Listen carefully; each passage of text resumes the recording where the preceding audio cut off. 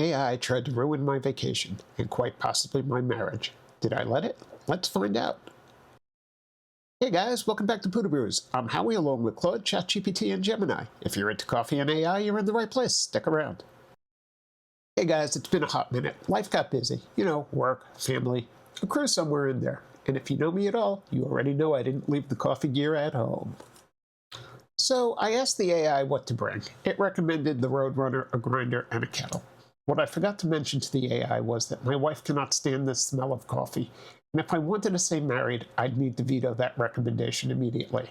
So the AeroPress it was, and there I was, forced to brew alone on a private balcony over the Caribbean while she slept in. I know, the struggle is real. The AeroPress was the right call though. Clean, quick, no smell, pop the puck out and move on. I brought the K Ultra because I had the room.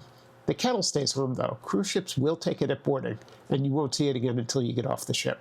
The AI didn't know that. I did. Just don't ask me how I know, okay? Well, here's what my brewing routine looked like.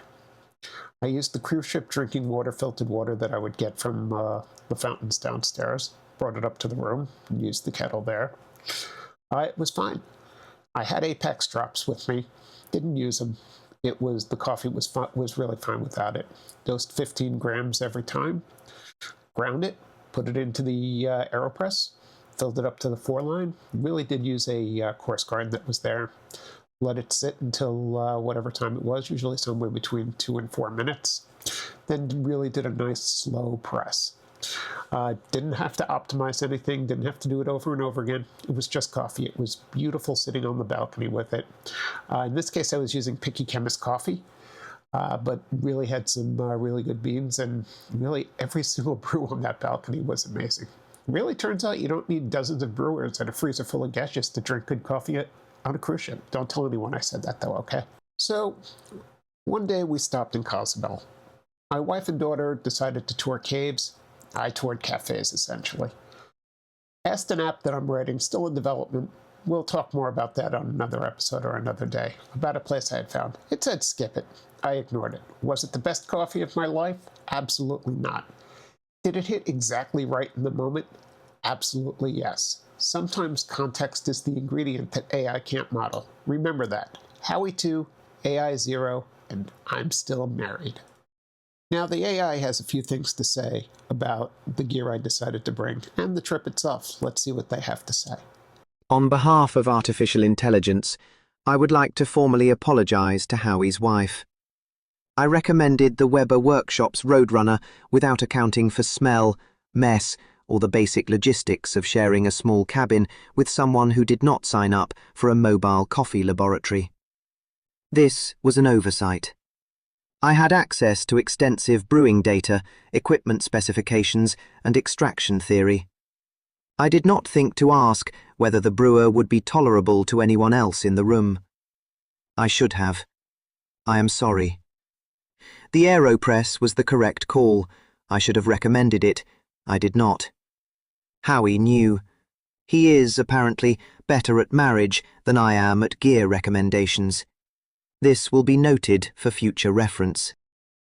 So one thing that I do want to say before we go is that I owe you guys an apology for the absence. Life really did get in the way. Genuinely not an excuse, but the content didn't stop, I promise. It just got backed up. There's a lot coming.